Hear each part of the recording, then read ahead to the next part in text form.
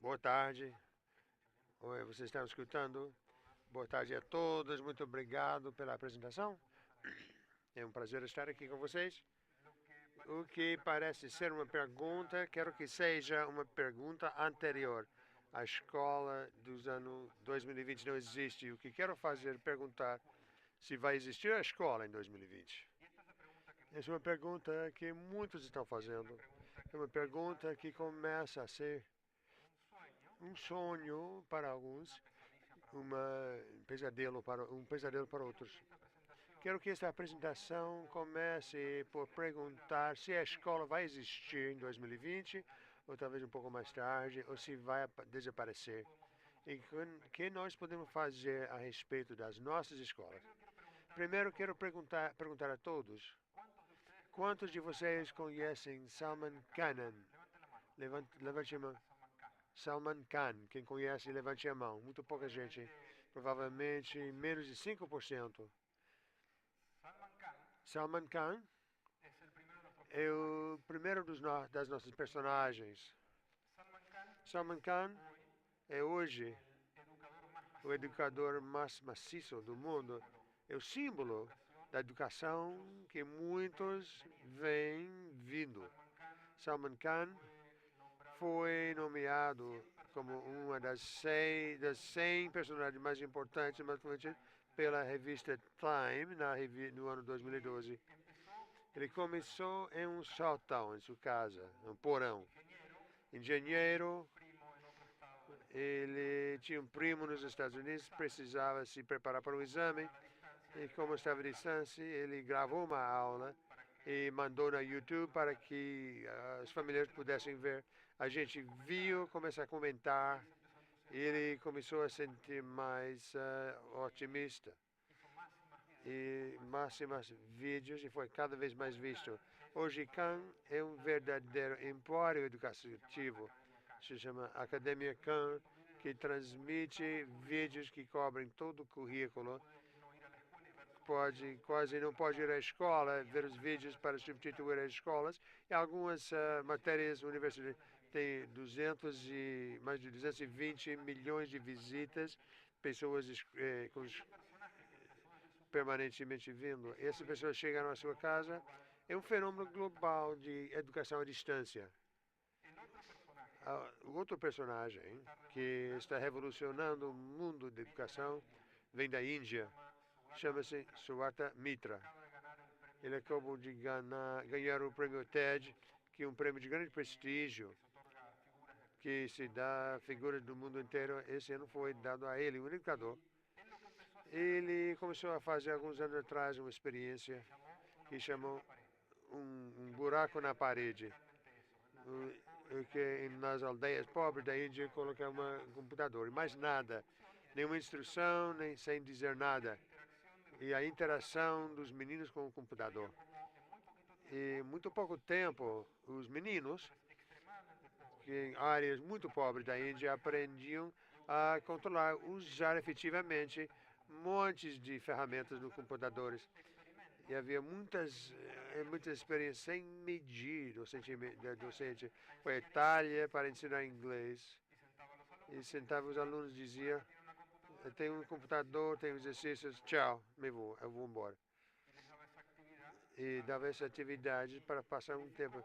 E verificou que os alunos, sozinhos, sentados com o computador, sem professor, sem nenhuma instrução, aprendiam inglês em pouco tempo. E segue fazendo esse tipo de experiência. Há um livro que é muito influente nos últimos anos, que é um autor norte-americano, chamado Clayton Christensen, que chama Inovação Subjetiva, e que coloca, a partir de uma análise de matemática, de variáveis, especialista em negociação, negócio, tecnologia, e medindo certos fatores, especialmente a produção de materiais para se educar sozinhos no lugar dos alunos, viu duas grandes tendências que são inevitáveis. Uma tendência para que cada vez mais vídeos disponíveis gratuitamente todo tipo de educadores em todos os lugares do mundo que estão preparando, filmam classes, vídeos, estão passando as grandes universidades do mundo, preparando cursos gratuitos que você pode ter acesso a grandes professores. Também filmando docentes bons e maus para distinguir. Essa quantidade de vídeos já está fazendo uma quantidade imensa que pode substituir o currículo e o ensino e vai crescer exponencialmente nos próximos anos. Outra tendência é que o acesso à internet vai baixar o custo cada vez mais, a ser quase nulo e vai ser absolutamente universal. Em poucos anos mais, quase toda a população do mundo vai ter no seu telefone ou computador acesso a todos esses vídeos.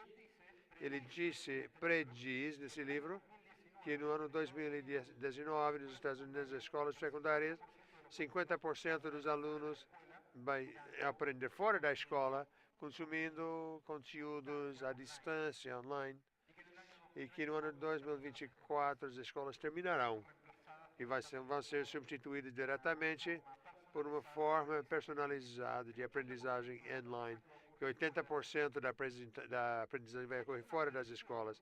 É uma predição ameaçante. Esse modelo matemático não pode ser necessariamente certo. Eu acho que nós temos que fazer é chamar atenção sobre qual é nosso papel nesse processo. Nós como educadores, nós como escolas, o que eu quero fazer na palestra de hoje, tentar propor que o império educativo é um verdadeiro império em cada pequena cidade, cada país. Esse império tem as forças para não desaparecer. Mas temos que dizer, as escolas não vão desaparecer, não por uma questão mágica, mas sim porque vão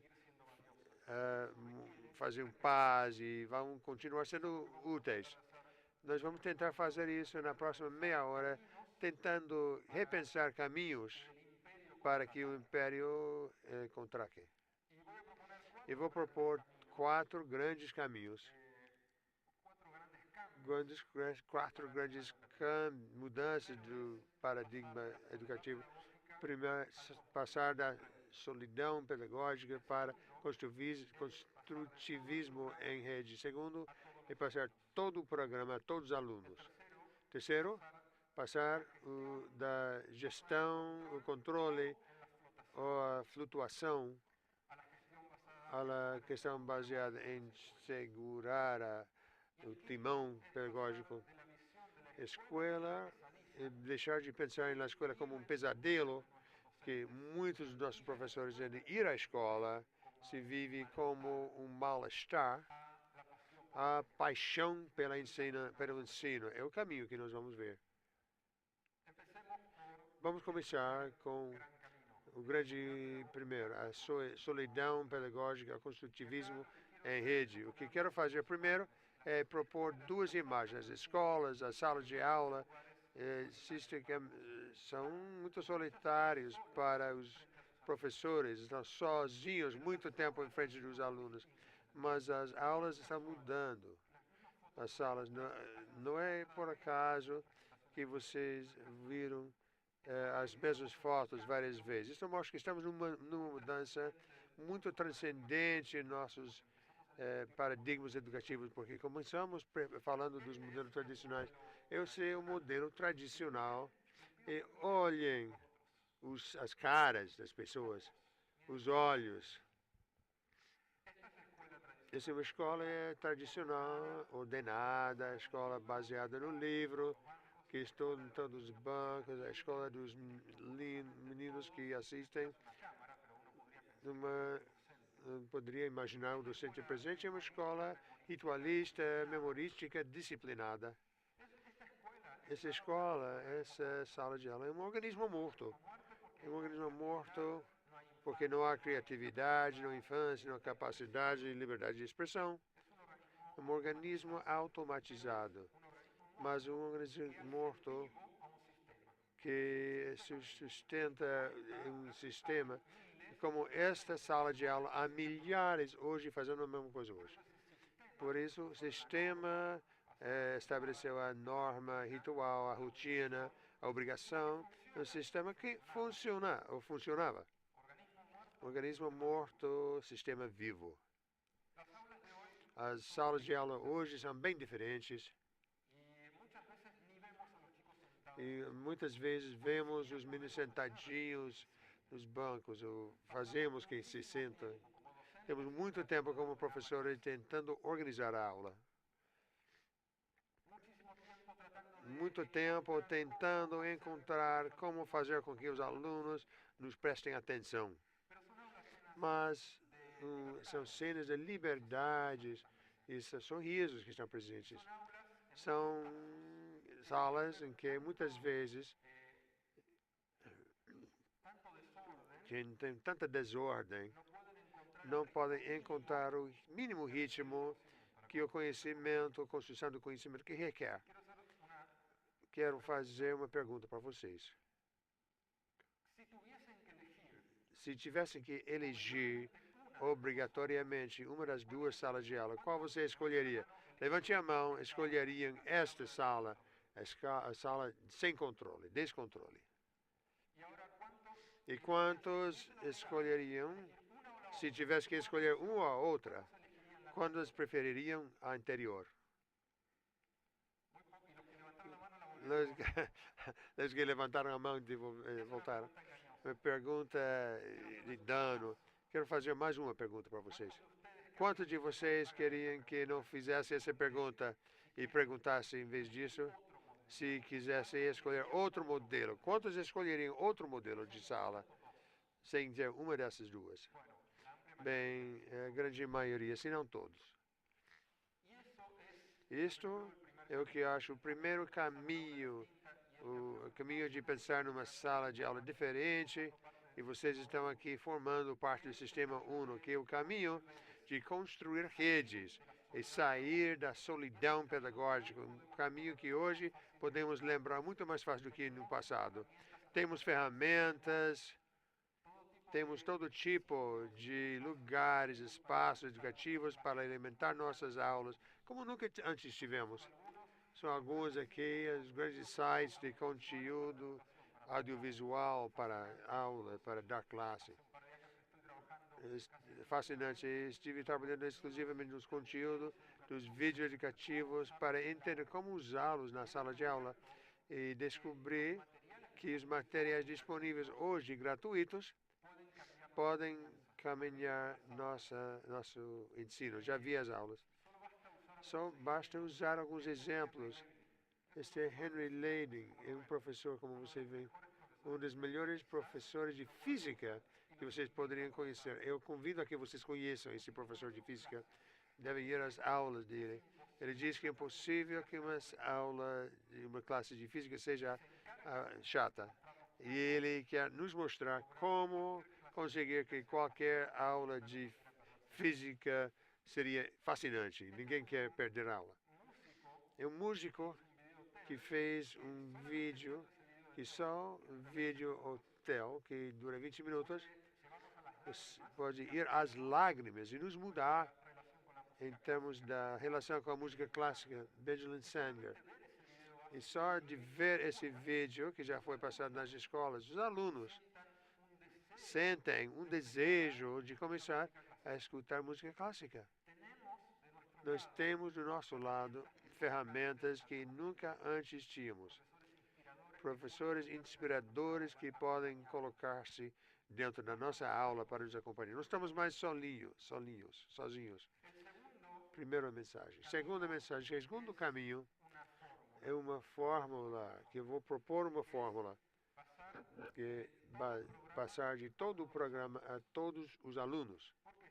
Por que essa fórmula? Porque já vi muito nas escolas e já sou professor há muito tempo e compartilho com os colegas. O que parecia, principalmente nos últimos anos, a demanda que um professor tem multiplicada de tarefas sociais, administrativas, de às vezes levar a questões emocionais, psicológicas, faz com que tenhamos cada vez menos tempo para ensinar o conteúdo. Então, a pergunta constante é aonde nós vamos, não chego, vou poder fazer isso, eu tenho que passar para o próximo. É a preocupação central da gestão econômica, como poder dar todo o programa. Eu propongo substituir essa fórmula por a fórmula como chegar a todos os alunos. Isto devia ser a guia, o marco conceitual de todo o sistema.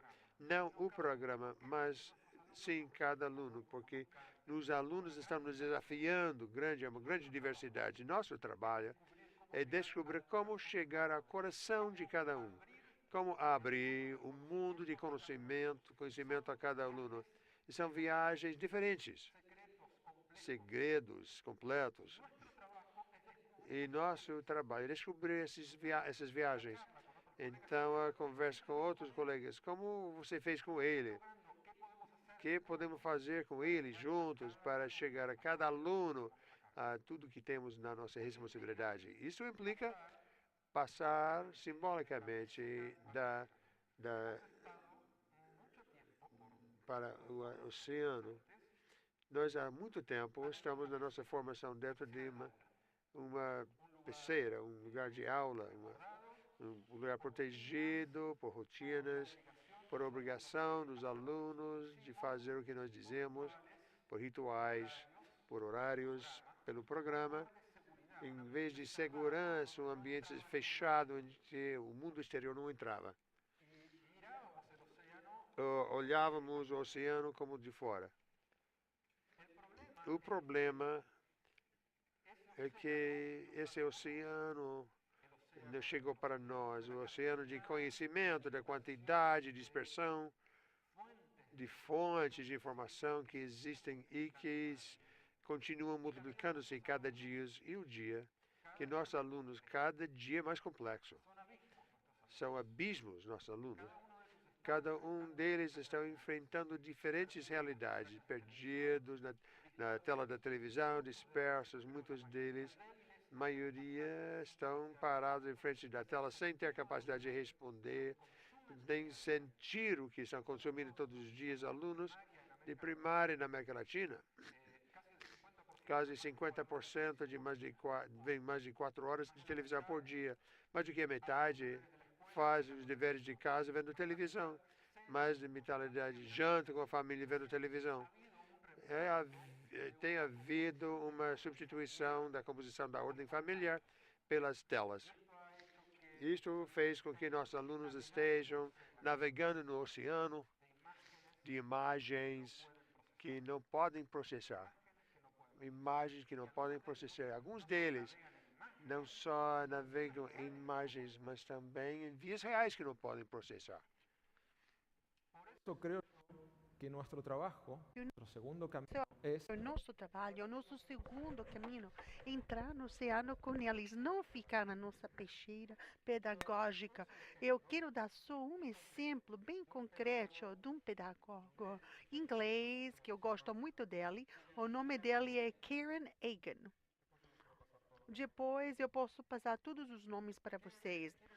Karen Egan propôs um modelo chamado aprendizagem na profundidade. É um sistema muito simples, mas muito interessante no seu segredo, na fórmula interior. Ele diz começar primeiro, segundo ano e dar a cada um dos estudantes 2 ou 3 diferentes temas para eles trabalhar. Ele tem toda uma lista de temas e colocou somente 3. Um tema pode ser a revolução, outro poderia ser a água, outro pode ser o piano. E propor aos estudantes que toda a escola tem que participar durante todos os graus primários. Quer dizer que esse aluno comece a trabalhar em diferentes coisas Ele vai estudar uma disciplina, mas completamente transversal. Tem conhecimentos teóricos, práticos, aplicações históricas, pode ver diferentes coisas. É o que ele diz, tem que trabalhar algumas horas para que cada aluno siga esse tema. O que vai acontecer é que vamos ter um momento na escola primária onde cada aluno vai ser o especialista desse tema, até mais vai saber do que todos os professores, superando até os pais. Ele vai saber tanto disso que ele vai poder ensinar os outros alunos desse tema. E o que ele diz é temos que deixar de pensar que a escola é um lugar onde aprendemos um pouco de tudo.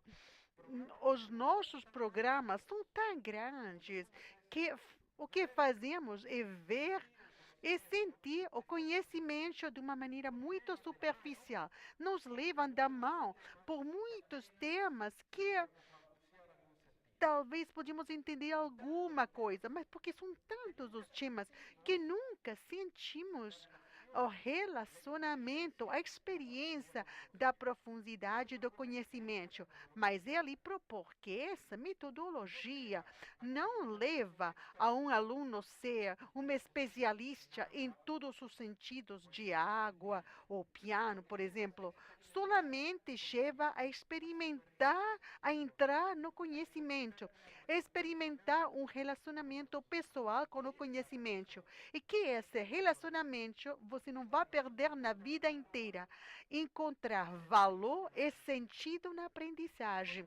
Que somente se você se submerge, pode encontrar sentido que depois você quer entrar mais vezes, cada vez mais profundo.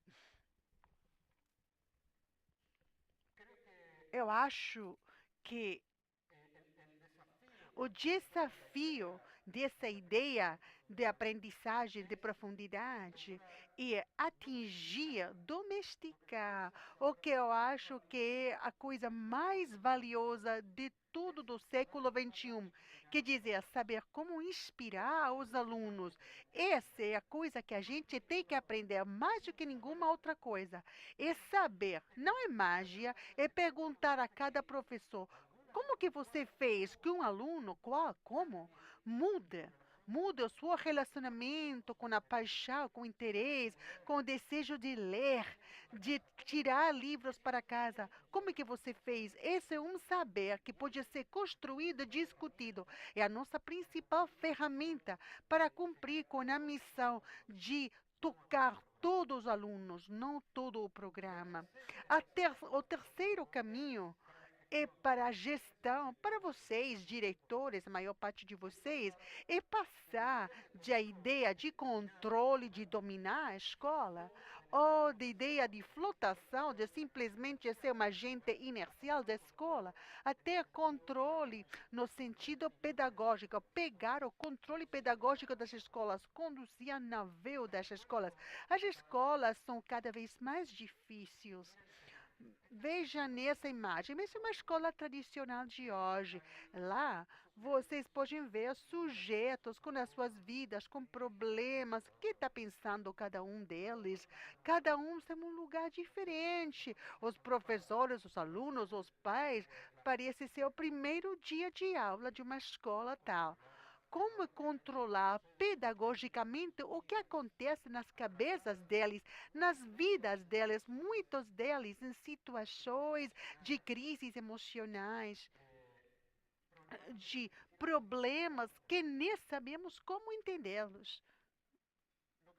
O que eu quero fazer é propor que a missão de um diretor de uma escola é ter o controle pedagógico. E aqui vou mostrar duas imagens de dois professores argentinos, porque eu sou argentino, entretanto, com licença, eu quero ser um embaixador pedagógico da Argentina e trazer dois dos máximos educadores, pelo menos aqueles que eu admiro demais, Olga Cossetini e Luiz Iglesias. E por favor, tem que conhecê-los. Tem vídeos fabulosos deles, porque tem muito que podemos aprender do passado.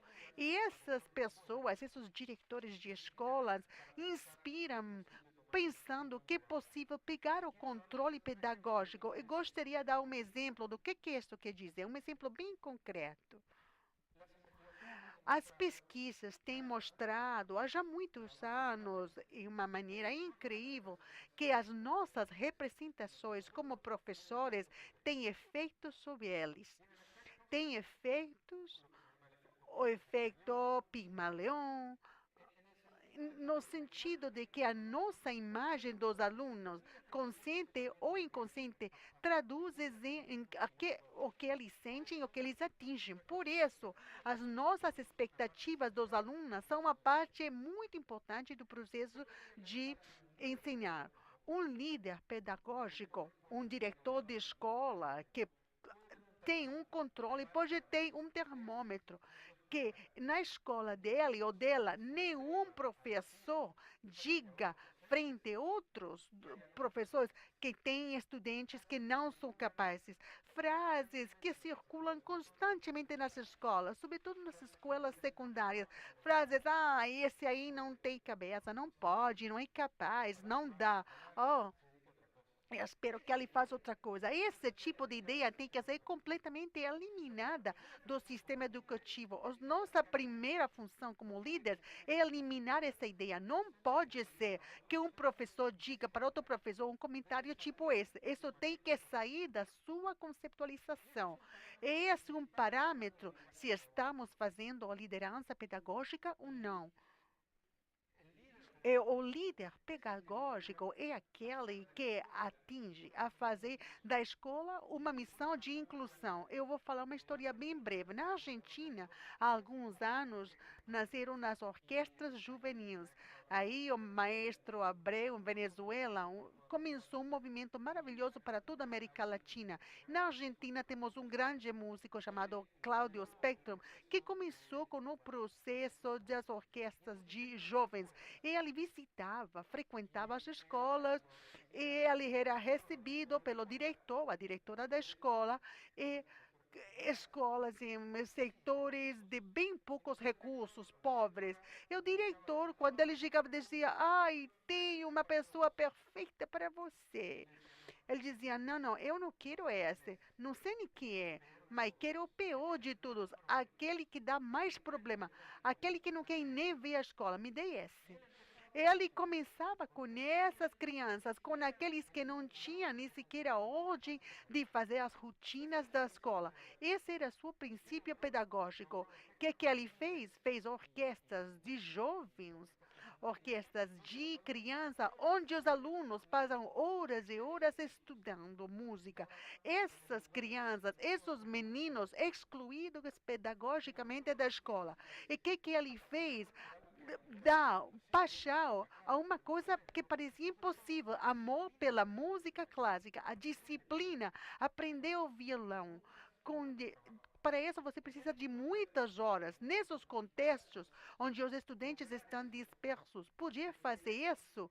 Para isso, precisa ser um líder pedagógico, requer a constância de poder entrar no segredo do mundo onde um aluno é revelado a visão do conhecimento.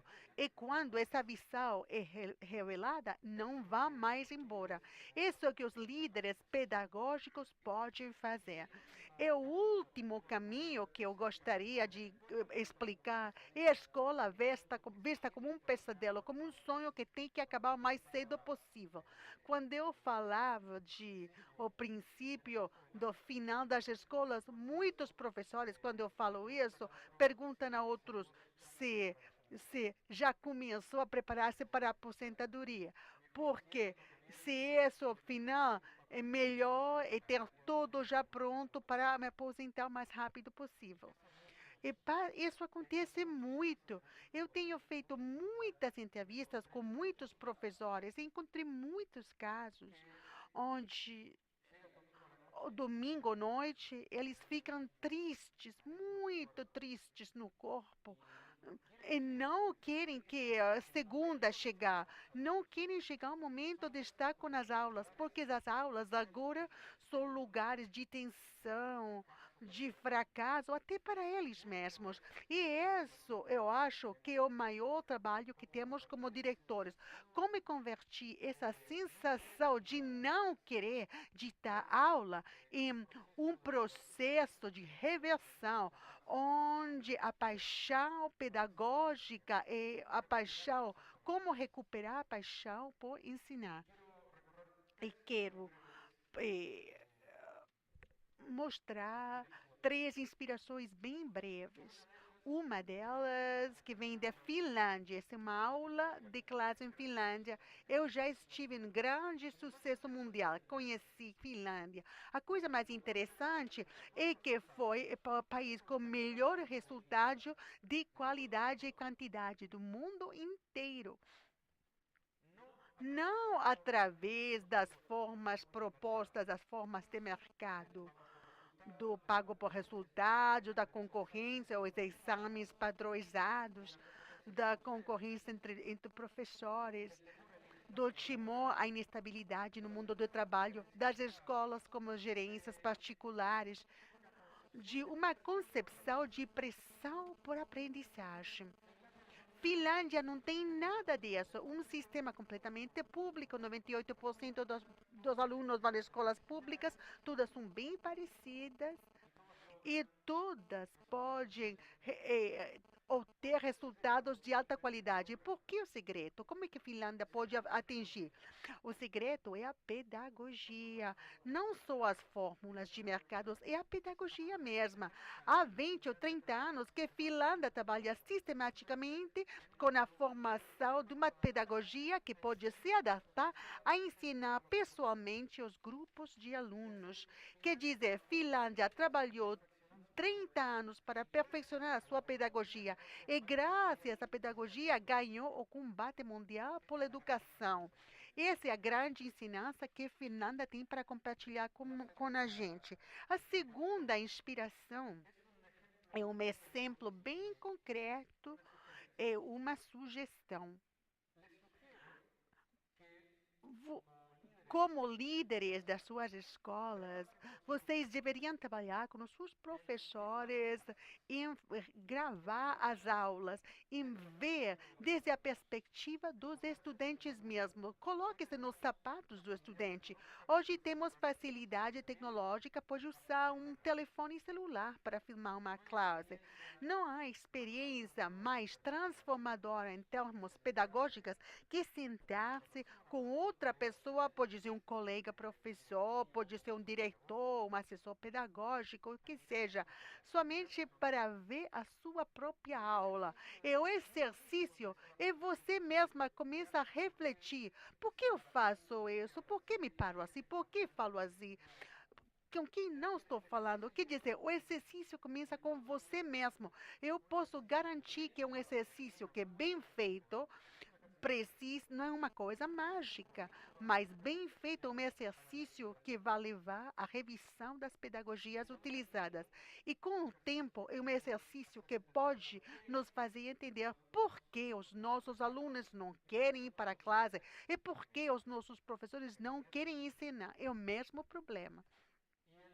E a terceira inspiração, a terceira ideia que gostaria de compartilhar são três F: Finlândia, filmar e festejar. Festejar as aprendizagens. Temos que fazer como uma rotina de dia a dia, de festejar, celebrar logros, ter a capacidade de sair da ideia que a escola é um plano cotidiano onde as coisas sucedem porque tem que suceder. A escola é um lugar onde temos que encontrar a maneira de fazer valor de aquele que fez alguma coisa diferente, aquele que pode nos levar a novas formas de relacionarmos com os conhecimentos. E muitos motivos, muitas vezes, não são vistos, mas devem ser festejados todos os dias nas escolas. Ao início, eu mostrei duas imagens de as aulas do passado e as aulas de classe atuais. E todos vocês, a maior parte de vocês, disseram que gostariam de ter uma terceira imagem. Essa imagem está por ser construída. Vivemos um momento com pouca certidão. A ameaça do final das escolas existe, é real, senhores. E ao mesmo tempo, eu acho que vivemos uma grande paradoxa. Estamos no momento quando nunca antes sentimos tão difícil ser professor. Ser professor é mais difícil do que nunca antes. E ao mesmo tempo, ser professor hoje é o momento mais fascinante de toda a nossa história, desde quando as escolas nasceram para fazer professores. Pela primeira vez, temos liberdade para ensinar. Não tínhamos durante 4 séculos e meio, até não os professores não tinham liberdade, eles somente recitavam ou repetiam o que o Estado ou a igreja falava para eles ensinar. De outra parte, temos liberdade para aprender. Os nossos alunos hoje, em meio dessa dispersão, desse descontrole, e, e navegando esse oceano tão grande, tem a possibilidade de não ter cadeias para buscar eles mesmos aprendizagem, para fazer perguntas, para se expressarem.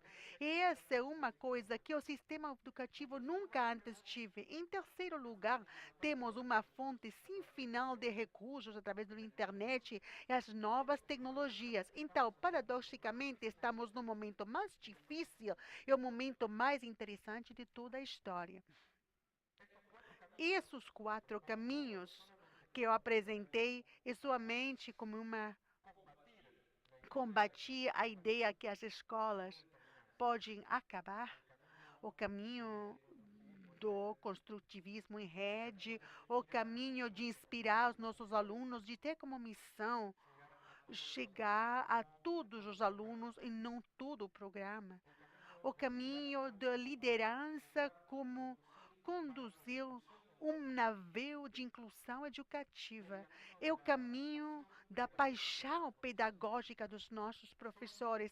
São vias possíveis para formalizar essa aula e para que essa aula aí não seja nem o ritual do passado, nem a sensação de incertidumbre do presente. Podemos, eu acho que somos capazes, como professores, de construir um futuro de uma educação com escolas, com valores humanos e centrada, focalizada na inspiração dos nossos alunos. Muito obrigada.